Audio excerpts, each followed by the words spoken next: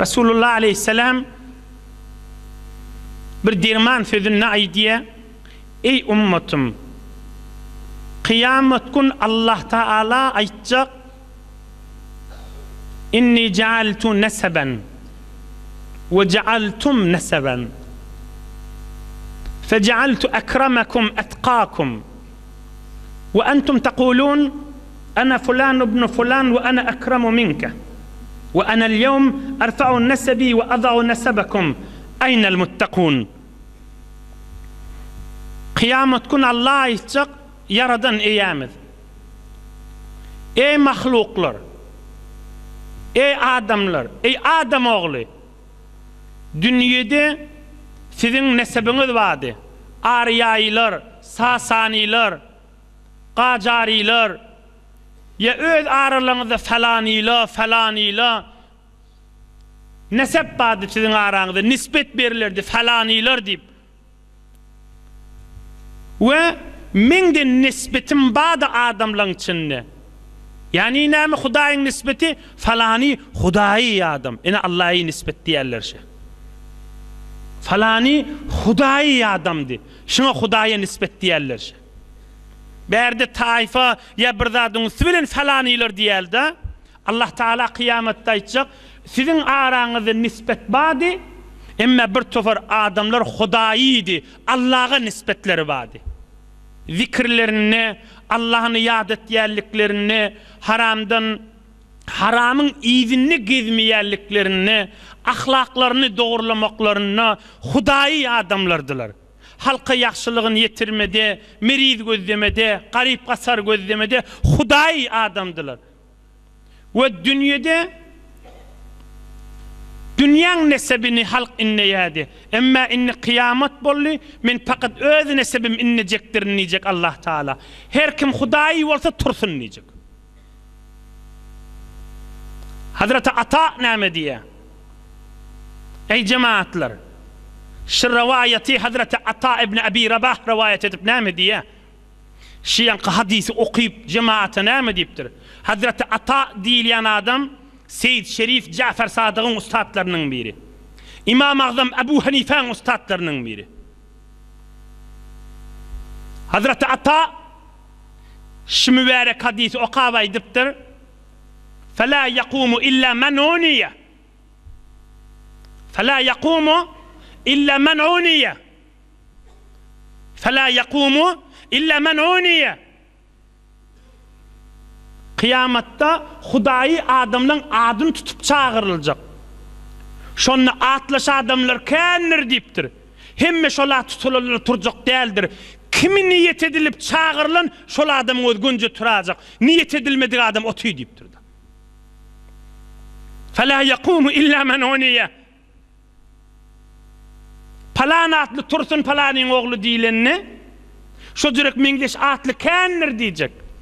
Ama kimi manzur bilen, kimi niyet edilip çağırılan adam öz hutba turacak deyiptir. Ama o niyet edilmediği adamı avvala turacak değil. Tursa da senler otur deyilecek deydiği de. Yanşılacaklar da yok deyiptir. Bir hesap, bir kitap zat yok deyiptir. Hudayi adamlar tursun deyilecek. Ey yaş oğullarla, ey hacı dediler, ey olu konu adamla, ey yaş açık Türkmen'in oğullarla. Allah bilen öz aramızdan nispetimiz kavi olsun. Kur'an-ı Kerim okuymak bilen vakt koyun Kur'an-ı Kerim'e. Zikretmeye vakt koyun. Zikretmeye haçan vakt koydum. Yürüyütü tesbih sanacak. Elhamdülillah her namazdan son 33 aytar subhanallah, elhamdülillah, Allahu ekber aytyan. Berekallah. Zikirdir şu. Ondan başka vakt. Fırsat bolsa yatacak vaktin. Okudun turan vaktin, gözünü okuladın, Bismillah deydi başla. Azan kamadın arası. Farz ile sünnetin arası. Sünnetin okapsın, imamı gözleştin, zikret tutur. Doğrunuzda oturmaylı. Allah'ını zikretmeye fırsat koyuyordun. Günne 2 dakika, 3 dakika, 5 dakika. İş edip ben, kesbinde, idaranda, karment, karger, oturan yerinde zikret. Dilin menen, kalbin menen, dest bekaru dilbiyar ol, Allah'ın dostu olursun. Ya bolmayami, men canım men vaqt koyacak bolmaya, qaw yol aytıp berin.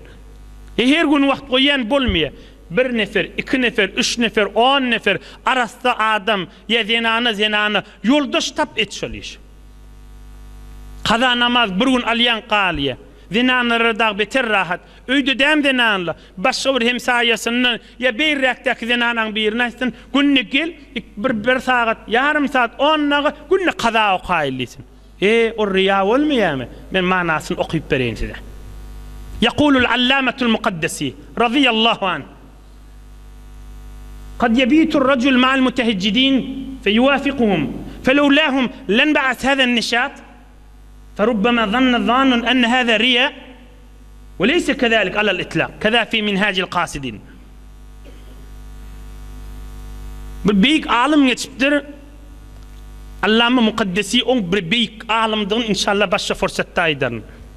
Atbir nurana adammıştık. Beter teberrik alimlerdenmiştik. Olay diyer hamana bir adam bir yerde akşam yattıya şu yoldaşları teheccüd okuyor deyiptir. Kad yebitur racul ma'al muteheccidine. Bir yerde yattıya akşam bir misal getiriptir bir. Yoldaşları teheccüd okuyor. Ohum bir de turp bir de teheccüd okuyor. Yani gece namazı okuymağa teheccüd değil yerde. Ohum olur kova adamla yoldaşları cahilca teheccüd okuyup diyorlar.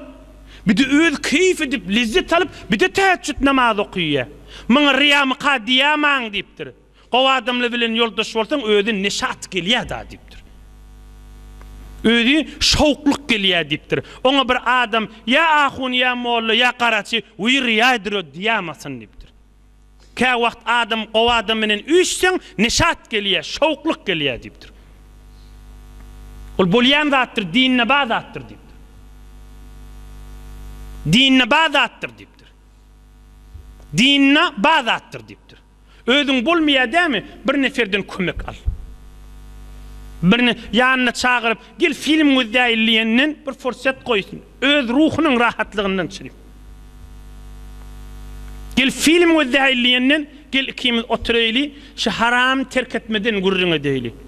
Gel ikimiz oturayli Resulullah'ın şu mahal dirman yaşay diloti günne 10 daqiqa kanal 15 daqiqa kanal geçin kulağa saylı eşteyli diyorsun.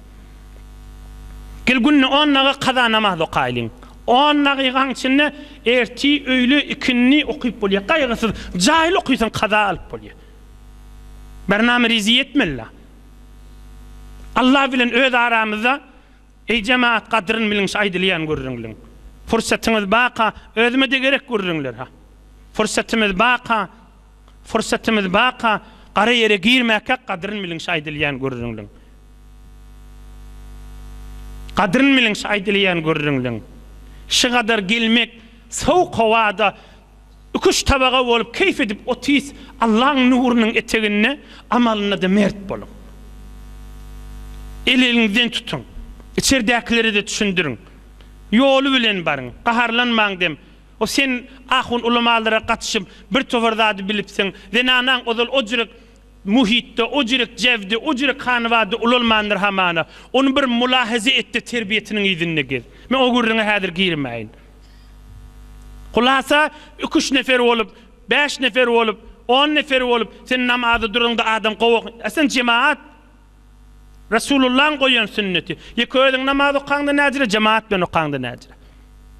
Gurrun uzaklaştırmayın, gurrun şidi. Özün menen Allah'ın arasında nispet koymalıdır. Kıyamet günü Hudayi adamlar tursun nilenne fela yakumu illa men uniya. İstenen adam öyle turjoktur. Şonna temmäňize turmak nasip etsin inşallah. Hudayi adamlar tursun niyenne ayak üstüne kalmak temmäňize nasip etsin inşallah. Ve